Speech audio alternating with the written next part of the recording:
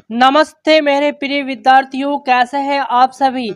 आशा करता हूं आप सभी अच्छे होंगे और अच्छे से पढ़ाई कर रहे होंगे। तो प्यारे विद्यार्थियों, मैं जितेंद्र एक बार फिर से आप सबका स्वागत करता हूं आपके अपने यूट्यूब चैनल आपका स्टडी पर। तो जितने भी विद्यार्थी भी एसटीसी परीक्षा 2026 की तैयारी कर रहे हैं, चाहे किसी भी एग्जाम की यदि आप तैयारी कर रहे हो, सभी के लिए क्लास महत्वपूर्ण रहने वाली है। ठीक है, तो क्लास को एक बार ज़्यादा से ज़्यादा शेयर कर देंगे। चैनल पर पहली बार हो, चैनल को सब्सक्राइब करना है, बेल आइकन आपको प्रेस करना है ताकि नेक्स्ट वीडियो आते ही नोटिफिकेशन आपको मिल सके। राजस्थान जीके से संबंधित आपके लिए महत्वपूर्ण ये क्लास रहेगी। सीधे सीधे एग्जाम के अंदर इस क्लास में से आपको प्रश्न देखने को मिलेंगे। ठीक है डियर, शेयर करना है, लाइक आपको करना है। आइए क्लास को स्टार्ट करते हैं। देखिएगा फर्स्ट क्वेश्चन आपसे क्या पूछा गया है, सभी को आंसर करना है भैया। ठीक है, देखिएगा सुमेलित कीजिए भाई, जल्दी से सुमेलित करेंगे और आंसर करेंगे। यहाँ पर एक तरफ नदी आपको दी है, एक तरफ आपको बांध दिया है। कौन सी नदी पर आपके कौन सा बांध बना हुआ है? सतलज नदी पर कौन सा बांध है आपके? सतलज नदी पर आपके आ जाएगा भाखड़ा नागल बांध आ जाएगा, है ना। चंबल नदी पर आपके गांधी सागर बांध है। रावी नदी पर आपके थीन बांध है ना, पंजाब जिले आपके जो पंजाब राज्य के पठानकोट जिले के अंदर, है ना। कहाँ पर है ये? पठानकोट जिले में है आपके पंजाब राज्य के। ठीक है, किस नदी पर है? रावी नदी पर है। महानदी पर आपका हीराकुंड बांध बना हुआ है। क्लियर है सभी को? ए में आपका आ जाएगा 3। ए में आपका 3 एक ही ऑप्शन के अंदर है, यानी कि ए ऑप्शन क्या हो जाएगा आपका करेक्ट आंसर हो जाता है। इंपॉर्टेंट सवाल है, ध्यान देंगे। आगे आ जाओ, नेक्स्ट क्वेश्चन आपसे क्या पूछा है देखिएगा। नेक्स्ट क्वेश्चन आपसे पूछा गया है, संविधान सभा की प्रथम बैठक कब हुई थी? बता दीजिएगा। संविधान सभा की प्रथम बैठक आपसे पूछी है, कब हुई थी? 2 दिसंबर 1946 को, 9 दिसंबर 1946 को, या फिर 14 जुलाई 1947, या फिर 15 अगस्त 1947। 15 अगस्त को आपकी देश आज़ाद हुआ था। ठीक है, देश आज़ाद हुआ था। आपसे पूछा है संविधान सभा की प्रथम बैठक कब होती है? 9 दिसंबर 1946 को होती है। कब होती है डियर? 9 दिसंबर 1946 को आपके संविधान सभा की बैठक हुई थी। ओके, आगे चलेंगे। अगला सवाल क्या पूछा है आपसे देखिएगा, इंपॉर्टेंट सवाल है। राजस्थान का क्षेत्रफल भारत के कुल भौगोलिक क्षेत्र का कितना परसेंट है? बता देंगे। राजस्थान का जो एरिया है वो भारत के कुल भौगोलिक क्षेत्र का कितना आता है?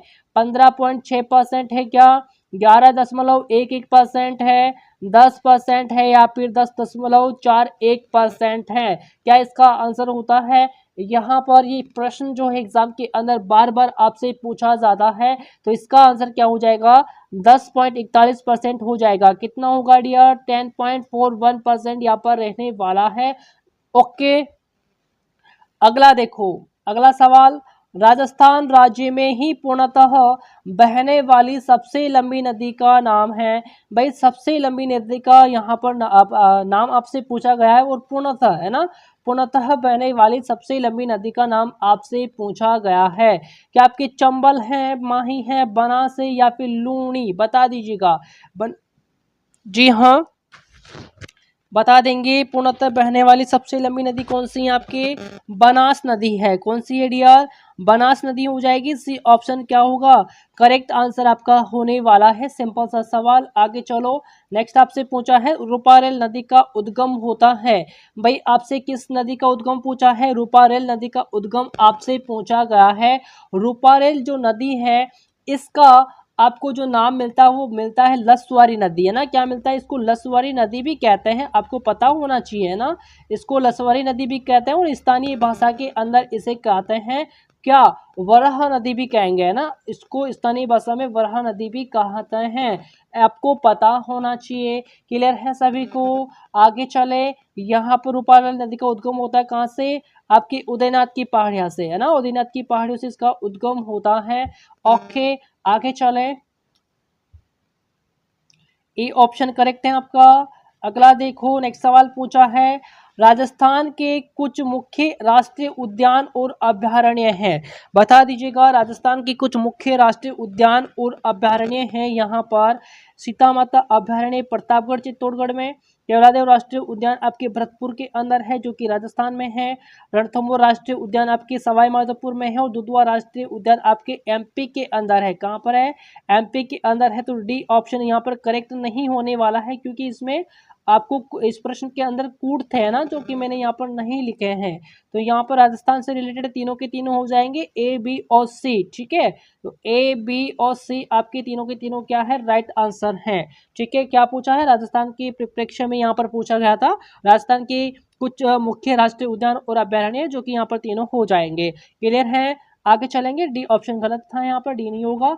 आगे चलो, नेक्स्ट पूछा है आपसे, सम्मिलित कीजिए। भाई सम्मिलित आपको करना है। एक तरफ आपको संरक्षित क्षेत्र दिए हैं, एक तरफ मुख्य वन्य जीव आपको दिए हैं, तो कौन सा संरक्षित क्षेत्र से कौन सा वन्य जीव यहाँ पर जुड़ा हुआ है, जल्दी से सम्मिलित कर दीजिएगा और आंसर आपको करना है। क्लियर है?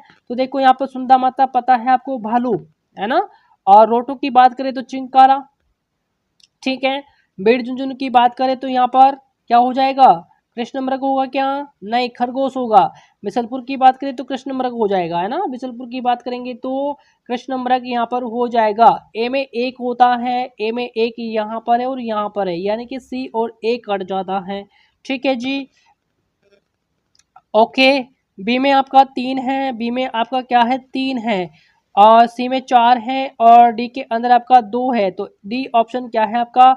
करेक्ट आंसर हो जाएगा, है ना। ये आपको पता होना चाहिए वन्य जीव। ठीक है, प्रत्येक जिले का आपके जो संरक्षित क्षेत्र है इसका वन्य जीव आपको पता होना चाहिए।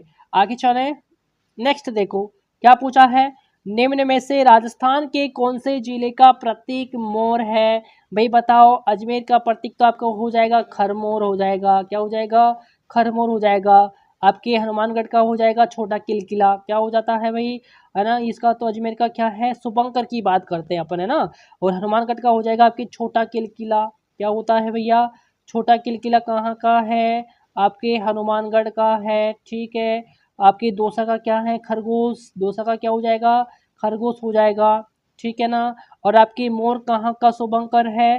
भीलवाड़ा का शुभंकर है, यानी कि डी ऑप्शन क्या होता है? करेक्ट आंसर आपका हो जाएगा। ओके, आगे चलो। अगला सवाल पूछा है यहाँ पर, चंबल, रत्ना, परमल, बासमती, माही सुगंधा एवं जया, ये सब क्या है भैया? ये सभी किसकी किस्में हैं? जल्दी से आंसर करेंगे। क्या आपके चावल की किस्में हैं क्या? क्या आपके सरसों की किस्में हैं? क्या आपके बादाम की किस्में हैं या फिर गेहूं की किस्में हैं? इंपॉर्टेंट सवाल आपके सामने आया है। चंबल, रत्ना, परमल, बासमती, माही सुगंधा एवं जया, ये सब क्या हैं? ये सभी की सभी क्या है? आपके चावल की किस्में। किसकी है डियर? चावल की किस्में हैं। ए ऑप्शन क्या होगा? करेक्ट आंसर हो जाएगा। ठीक है, आगे देखो। बर्बरी एक प्रजाति है, बर्बरी किसकी एक प्रजाति है? गाय की है, बकरी, घोड़ा या फिर भैंस? क्या आंसर होगा?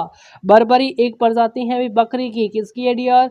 बकरी की है। भी ऑप्शन करेक्ट होने वाला है। आगे चलो, सही कथन चुनिए। भाई सही कथन आपको चुनना है। लोही बकरी की एक नस्ल है क्या? जैसलमेरी ऊंट की एक नस्ल है क्या? चनोदर भेड़ की एक नस्ल है। एक और दो सही है, एक और तीन सही है, एक दो और तीन सही है या फिर दो और तीन सही है? जल्दी से इसका आंसर कमेंट करेंगे। क्या होने वाला है? लोही बकरी की नस्ल है। जी हाँ है भाई साहब। जैसलमेरी ऊंट की एक नस्ल है, बिल्कुल है। चनोदर भेड़ की एक नस्ल है, बिल्कुल है। तीनों के तीनों स्टेटमेंट क्या है आपके? करेक्ट हो जाएंगे। ठीक है, सी ऑप्शन को क्या कर लोगे? करेक्ट आंसर कर लोगे। आगे चलो, अगला सवाल क्या पूछा है? जल्दी से आंसर कर दीजिएगा। आई माता मंदिर कहाँ पर है? बिलाड़ा जोधपुर में, है ना, जहाँ से कैसे टपकती है। इनके संबंध में सत्य कथन की पहचान कीजिए। भाई सत्य स्टेटमेंट की आपको पहचान करनी है। प्रश्न को ध्यान से पढ़ेंगे। सिरवी जाति की क्षत्रियों की कुल देवी है क्या? बिल्कुल है भैया। आई माता सिरवी जाति की क्षत्रियों की क्या है? कुल देवी है। पता आपको होना चाहिए। यह नव दुर्गा का अवतार मानी जाती है। बिल्कुल मानी जाएगी, नव दुर्गा का अवतार।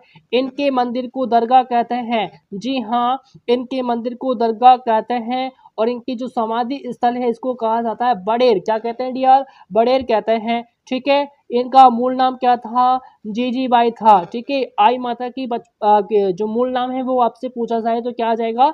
जीजीबाई आ जाएगा। यानी कि चारों ही चारों यहाँ पर क्या है? सही हो जाएंगे। यानी कि 1 2 3 और 4 क्या है? यहाँ पर सत्य हैं। ठीक है, तो बी ऑप्शन क्या होगा? करेक्ट आंसर आपका हो जाएगा। ओके, आगे देखो।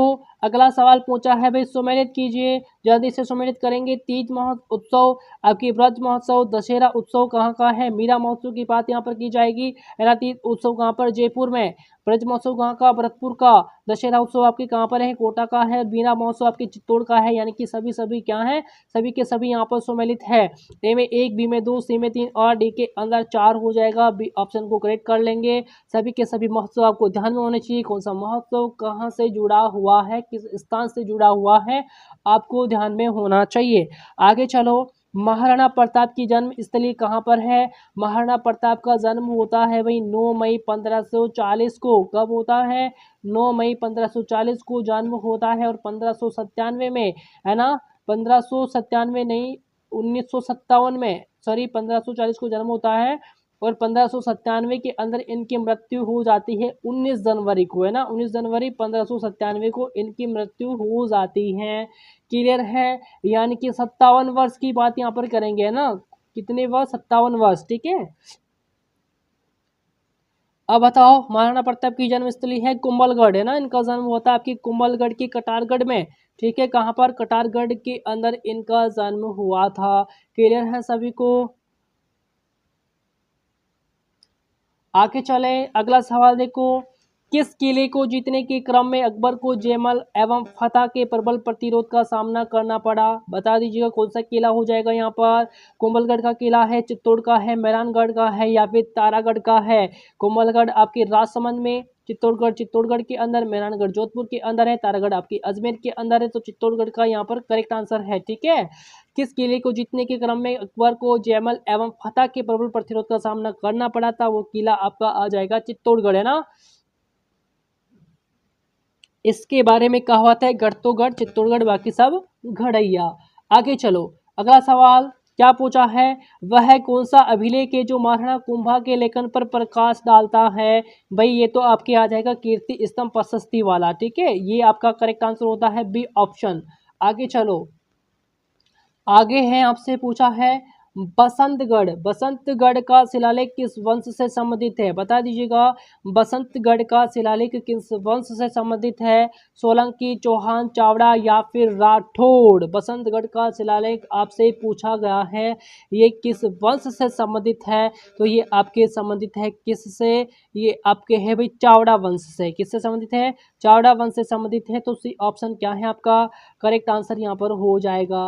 ओके, आगे चलो, अगला सवाल है यहाँ पर, वालर कहाँ का प्रसिद्ध नृत्य है? बता दीजिएगा, वालर कहाँ का प्रसिद्ध नृत्य है ना। गरासिया जनजाति के द्वारा ये नृत्य आपके किया जाता है, ये भी आपको पता होना चाहिए, ठीक है। गरासिया जनजाति के द्वारा ये नृत्य किया जाता है आपकी वालर नृत्य। ये आपके सिरोही का प्रसिद्ध नृत्य है। कहाँ का? सिरोही का प्रसिद्ध नृत्य ये हो जाएगा बी ऑप्शन करेक्ट आंसर आपका हो जाता है। आगे चलो, ऐसा वाद्य यंत्र जिसका आकार चिलम के समान होता है? कौन सा वाद्य यंत्र है जिसका आकार चिलम के समान होता है? क्या शहनाई, सिंगी, कमायचा या फिर मंजीरा? यहाँ पर तो एक ही वाद्य यंत्र है जिसका आकार चिलम के समान होता है, वो है आपके शहनाई। इसलिए ए ऑप्शन को करेक्ट कर लीजिएगा। आगे चलो, अगला है, राजस्थान के भोपों का मुख्य वाद्य यंत्र कौन सा है? बताओ भाई, मंजीरा है, चंग है, रावण हत्था है या फिर कामायचा? बता दीजिएगा, एक वाद्य यंत्र यहाँ पर कौन सा है जो भोपों का मुख्य माना जाएगा? वो है आपकी रावण हत्था, है ना। कौन सा होता है? रावण हत्था भोपों का मुख्य वाद्य यंत्र होता है। आगे चलो, इनमें से शेखावटी नृत्य कौन सा नहीं है? भाई आपकी गिदड़ नृत्य शेखावटी क्षेत्र का है भाई, चंग भी आपके शेखावटी क्षेत्र का है, क्लियर है। धप आपके शेखावटी क्षेत्र का है, बम नृत्य आपके मेवात क्षेत्र में, है ना, अलवर भरतपुर क्षेत्र में ये किया जाता है। ओके, अगला देखो, जनजाति वर्ग की आबादी के अनुसार राजस्थान का भारत में कौन सा स्थान है? इंपोर्टेंट सवाल है। तीसरा स्थान है, चौथा, पांचवा या फिर छठा स्थान है? बता देंगे, जनजाति वर्ग की आबादी के अनुसार यहाँ पर आपसे पूछा है राजस्थान का भारत में कौन सा स्थान आता है भैया? ये स्थान आता है आपके छठा स्थान आता है, यानी कि डी ऑप्शन क्या है करेक्ट आंसर आपका हो जाएगा। आगे चलो, पीपासर नागौर में किस संत का जन्म हुआ था? बता दीजिएगा, चांबो जी का हुआ था क्या, जसनाथ जी का, पीपा जी का या फिर संत दरियाव जी का हुआ था? पीपासर नागौर की बात यहाँ पर की जा रही है, तो यहाँ पर जन्म हुआ था आपके जाम्बू का, ठीक है। कौन से संत का जन्म हुआ था? जाम्बोजी का जन्म हुआ था। ए ऑप्शन करेक्ट है। आगे देखो, जनसंख्या की दृष्टि से राज्य का सबसे छोटा संभाग कौन सा है? भाई जनसंख्या की दृष्टि से राज्य का सबसे बड़ा संभाग पूछे तो वो है आपके जयपुर संभाग, और छोटा पूछे तो कौन सा संभाग? कोटा संभाग आपका हो जाएगा। क्षेत्रफल की दृष्टि से सबसे छोटा संभाग पूछे तो कौन सा है आपके? भरतपुर होता है ना। क्षेत्रफल की दृष्टि से सबसे छोटा संभाग कौन सा है? भरतपुर आपका हो जाएगा। ओके, आगे देखो, अगला सवाल, झालावाड़ का संबंध प्रदेश के किस संभाग से है? झालावाड़ का जो संबंध है वो प्रदेश के किस संभाग से आता है? उदयपुर, कोटा, जयपुर या फिर अजमेर? क्या होगा? कोटा संभाग से है भाई, ठीक है। बी ऑप्शन क्या होगा? करेक्ट आंसर आपका होगा। आगे चलो, निम्न में से कौन सा कथन राजस्थान की जलवायु के बारे में सही नहीं है? बता दीजिएगा क्या यहाँ पर सही नहीं है? पश्चिमी रेगिस्तान सबसे कम वर्षा प्राप्त करता है जिसका वार्षिक औसत 25 सेमी है, ये तो आपका सही ही हो जाएगा। राजस्थान में औसत वर्षा अधिक नहीं है क्योंकि ये आंतरिक भाग में स्थित है, ये भी आपका सही है। यहाँ पर अरावली श्रृंखला का विस्तार मानसूनी पवनों के लंबवत नहीं है भैया, ये आपके समानांतर है ना, क्या है? समांतर है, ठीक है। और शीत ऋतु में माउंट थोड़ी वर्षा प्राप्त हो जाती है, माउंट से थोड़ी वर्षा प्राप्त हो जाती है, यानी कि सी ऑप्शन क्या होगा? आपका सही नहीं होगा। अरावली श्रृंखला का विस्तार मानसूनी पवनों के समांतर है, ना कि लंबवत है। ओके, सी ऑप्शन करेक्ट है। आगे चलो, सामान्यतः राजस्थान को कितने जलवायु क्षेत्रों में विभाजित किया जाता है? बता देंगे, 5 में, 4 में, 6 में, 3 में या फिर अनुत्तरित प्रश्न होगा। सामान्यतः राजस्थान को कितने जलवायु क्षेत्रों में विभाजित किया जाता है? तो ये किया जाता है आपके 5 जलवायु क्षेत्रों के अंदर, ठीक है। ए ऑप्शन करेक्ट आंसर है। आगे चलो, अगला है यहाँ पर, चंबल बेसिन की खंड भूमि को कहा जाता है, क्या कहा जाता है चंबल बेसिन की खंड भूमि को? इसको कहते हैं अवनालिकाएं। क्या कहेंगे डियर? अवनालिकाएं इसको कहेंगे, यानी कि ए ऑप्शन आपका करेक्ट आंसर होने वाला है। आगे चलें, अगला सवाल पूछा है आपके, एक जिला एक उत्पाद कार्यक्रम के तहत जयपुर से निम्नलिखित में से किस उत्पाद को चिन्हित किया गया है? क्या आपके रत्न और आभूषण को, चांदी के बर्तन को, ब्लू पॉटरी को या फिर दाबू प्रिंट को चिन्हित किया गया है? एक जिला एक उत्पाद, यानी कि वन डिस्ट्रिक्ट वन प्रोडक्ट की बात यहाँ पर की जाती है। तो यहाँ पर इसके लिए जयपुर के लिए चुना गया था आपकी ब्लू पॉटरी, है ना। किसको चिन्हित किया गया था? ब्लू पॉटरी को चिन्हित किया गया था। सी ऑप्शन करेक्ट आंसर आपका हो जाता है। आगे चलें, अगला देखो, लोक जुम्बिश कार्यक्रम में किस विदेशी राष्ट्र का सहयोग है? लोक जुम्बिश कार्यक्रम के अंदर किस विदेशी राष्ट्र का सहयोग है भैया? स्वीडन, फ्रांस, इटली या फिर डेनमार्क? क्या होगा भाई? यहाँ पर आंसर होने वाला है स्वीडन। ऑप्शन ए क्या है यहाँ पर? करेक्ट आंसर है ना। सिंपल सा सवाल था, इंपोर्टेंट सवाल है ये, ध्यान देंगे। लोक जुम्बिश कार्यक्रम में किस विदेशी राष्ट्र का सहयोग है? तो आपके स्वीडन का है। आगे चलेंगे, नेक्स्ट सवाल है यहाँ पर, राजस्थान में कुल वन क्षेत्र है कितना है भाई? 32,864 वर्ग किलोमीटर है क्या? बिल्कुल, यही आपका ऑप्शन क्या है? करेक्ट आंसर है। पूछा जा सकता है क्वेश्चन, राजस्थान में कुल वन क्षेत्र आपसे पूछे तो 32,864 वर्ग किलोमीटर है। आगे चलो, अगला सवाल नहीं है। आज आपकी क्लास यहीं पर समाप्त होती है। तो प्यारे बच्चों, क्लास अच्छी लगी है तो लाइक जरूर करेंगे, शेयर आपको करना है एंड चैनल को सब्सक्राइब भी आपको करना है, ठीक है। सब्सक्राइब भी कर देंगे, क्लियर है सभी को? ओके, क्लास कैसी लगी है प्यारा सा कमेंट करके जरूर बताएंगे प्यारे विद्यार्थियों। कल मिलेंगे नेक्स्ट क्लास के अंदर, तब तक के लिए नमस्कार, जय हिंद, जय भारत।